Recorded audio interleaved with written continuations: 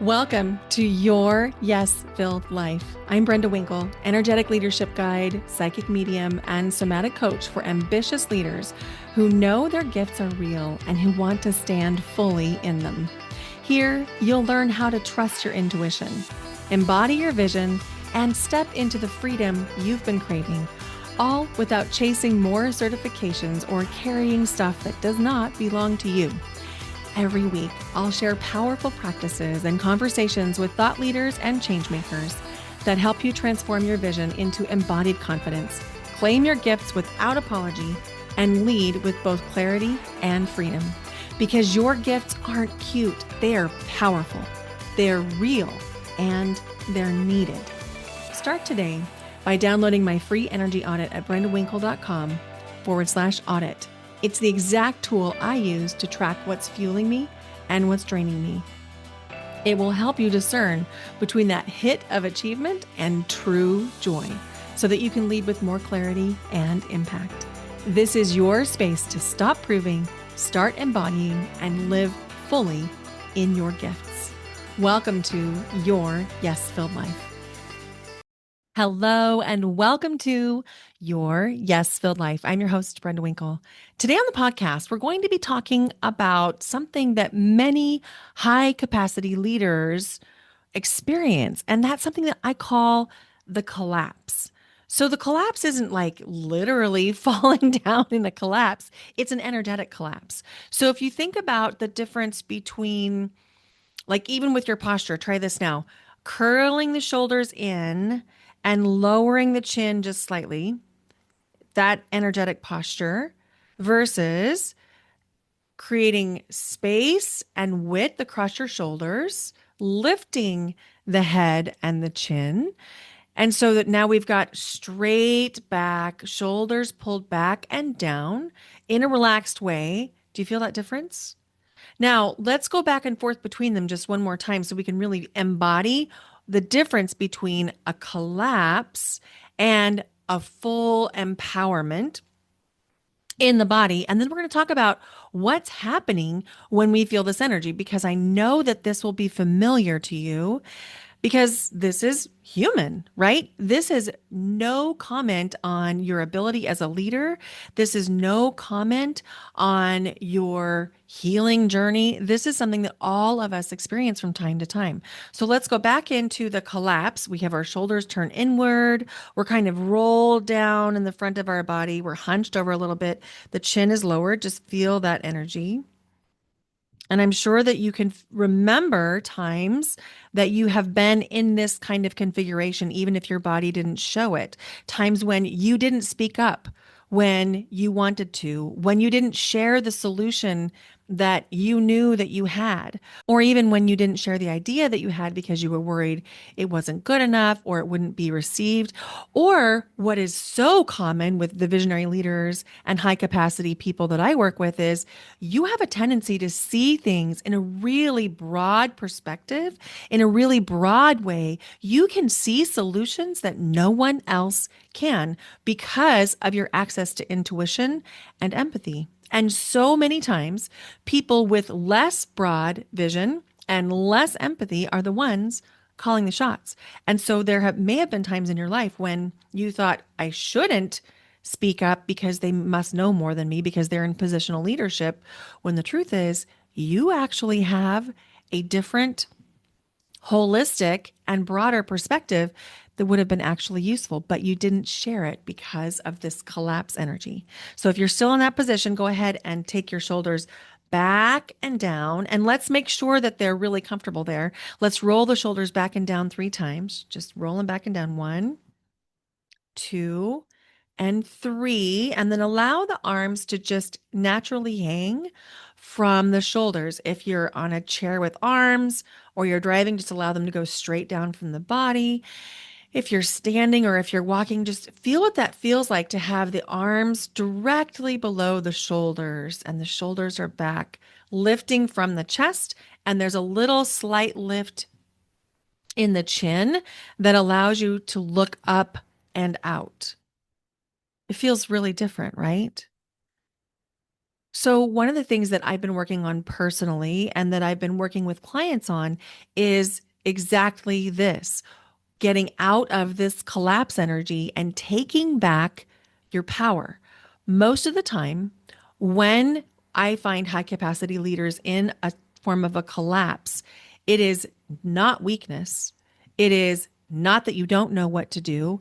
It is that you are overwhelmed with the empathy that you have because so many times you're suffering in advance somebody else's emotional response to the thing that you know you need to do or say.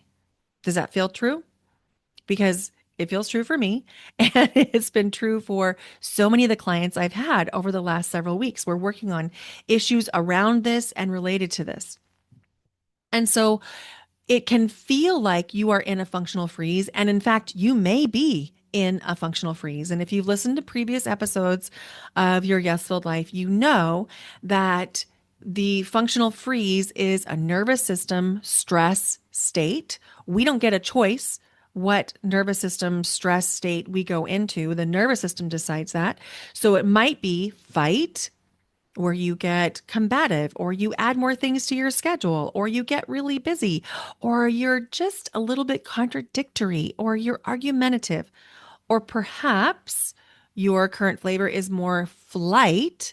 And that would be where you're trying to get away, in a manner of speaking. You might be noticing trying to escape into your phone, where you go into a doom scroll just so you don't have to think about things. Or you avoid opening your emails, or avoid responding to the texts, or avoid having the conversations that you need to have. And instead, you try to busy yourself consuming information, listening to podcasts, signing up for courses, signing up for summits. That's all part of the flight response. The fawn response is where we people please like our life depends on it, because the nervous system at that point really believes that it is life threatening, that that we do have to actually people please to save our lives, even though that is not true.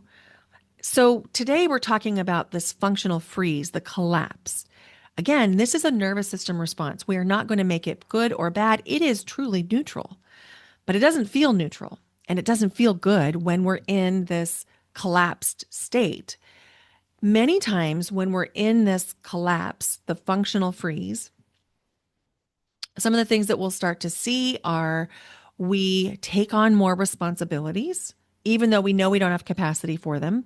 So maybe this looks like you have a very full schedule. You just added something new to your life, perhaps like, let's say you're taking care of yourself and you've noticed that you had this pain in, let's say, your knee. You've had this pain in your knee for a long time and you're finally going to physical therapy for it, finding out that it's truly justifiable pain. It's not in your head. And the physical therapist wants you there twice a week. So now you've added 2 hours to your normally busy week. And then you have a teenage daughter who decides that they need you to bring them a novel because they're bored at their rehearsal or their practice. And so, even though you've now added 2 additional hours to your week of responsibility, instead of saying no to your daughter, who wants you to go driving out of your way and take your only free time of the day to deliver her a novel, you go ahead and agree to do that. That is actually an example of functional freeze. And that is a true story. It's a true story. It could be not musical rehearsal, maybe it's soccer practice, and maybe it's not a novel, maybe it's a phone charger. But in any case, this is functional freeze in real time. And when we are highly empathic, highly compassionate leaders, it's so easy for us to take on extra responsibilities because we want to help. It makes us feel good to help. It gives us a little bit of juice when we feel the emotions of the people that we're working with or serving or family members with. It feels good to us to serve in this way. But the truth is, it's actually not good for you, and it's definitely not good for them because we are not giving them the dignity of the experience of their own choices. In this case, with like delivering stuff to kids when you're already busy, but you're also not acknowledging what needs to happen for you. And this is the piece that I see highly successful, high capacity leaders struggle with most, especially as you step into new identities. Your new identity is going to reveal the decisions that you have been making that are no longer aligned, whether that is with friends or with people on your team or even your own kids. There may need to be a shift in the way that you are showing up. There may need to be some new boundaries in place around your time, your energy, your bandwidth. And I also just want to really normalize that, of course, you're responding in the way that you have been responding. Of course, you say yes to doing more, to answering the texts from this person who started out on your team as just a team member who's now become a friend, but they're going through something really difficult. And so you've tried to support them, you've tried to make yourself more available to them, and now it is literally sucking the life out of you. Of course, you feel away. Of course. And that is because you are a highly empassionate.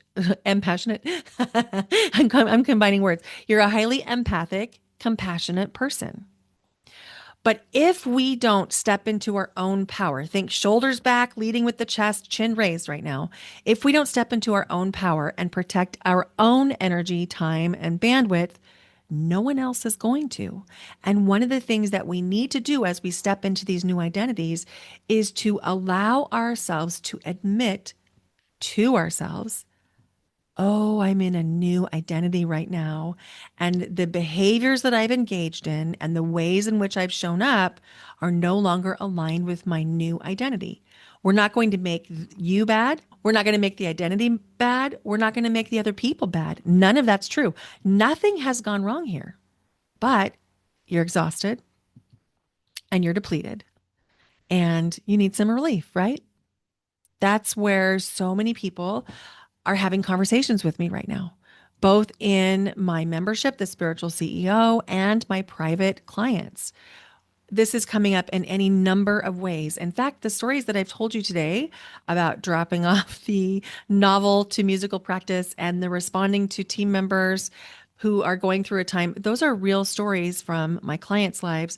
And they're so relatable to me because I can see myself in them. There have been so many times that I have had to really get clear on what am I available for now in this current configuration, in my current identity. Of course, we want to be helpful and we can be helpful, but we are diluting our own helpfulness if we are indiscriminately giving away our time, energy, and bandwidth. Now, one of the things that can be happening for this is when we're experiencing a stress response. And I want to be clear, these types of events are, in fact, stressful and can be adding to your stress response because in the moment, there's a little bit of walking on two sides of a fence. We have the old identity who showed up in this way, driving to deliver the novel or responding to the team member who is in need. Old identity would have done those things, right? But your new identity can't support it and it creates stress in the body.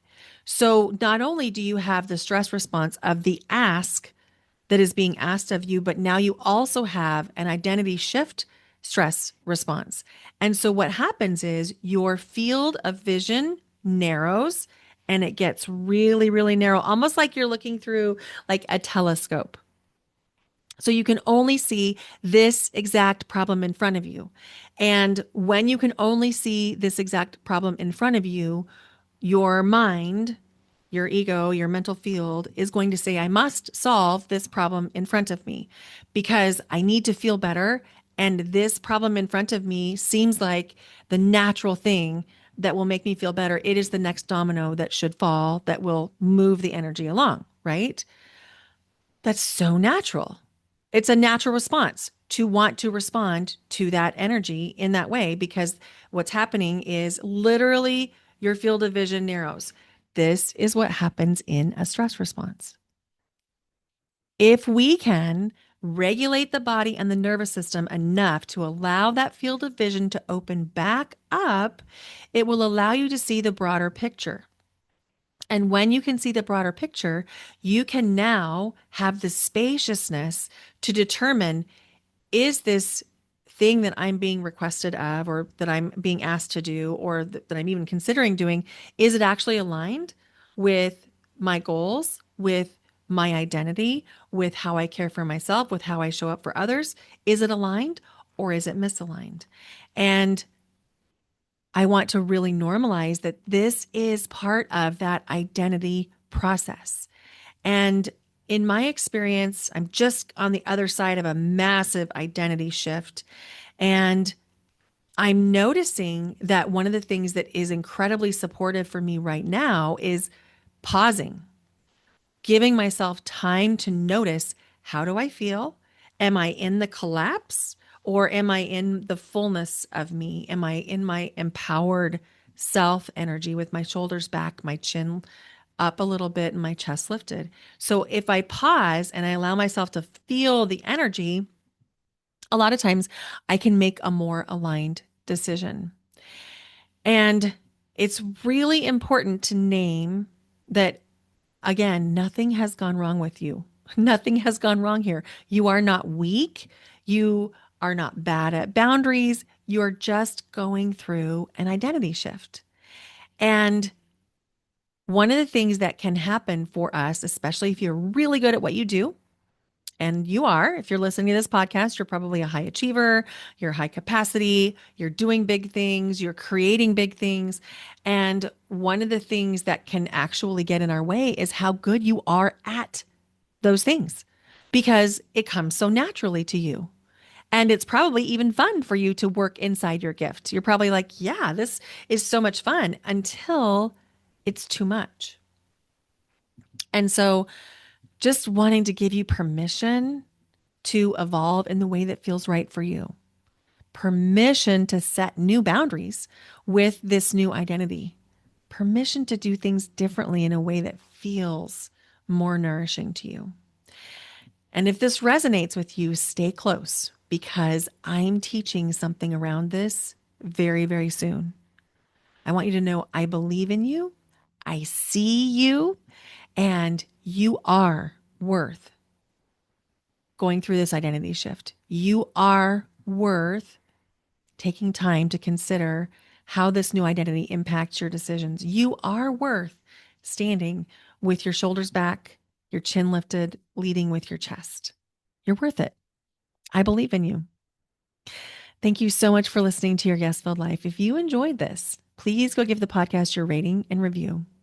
And if you're looking for one-on-one support, I have a brand new offering for you. It's called the Get to Know You session. It's a reduced price session just to get to know each other, to see if this would be a fit to work together. And of course, you can come join my membership, The Spiritual CEO, where we talk about all things related to becoming the CEO of your energy, your life, your work, your business, your relationships. And again, I'm just going to say, stay tuned, because I'm teaching something about all of this very, very soon. Thank you for listening today. Bye for now. Until next time.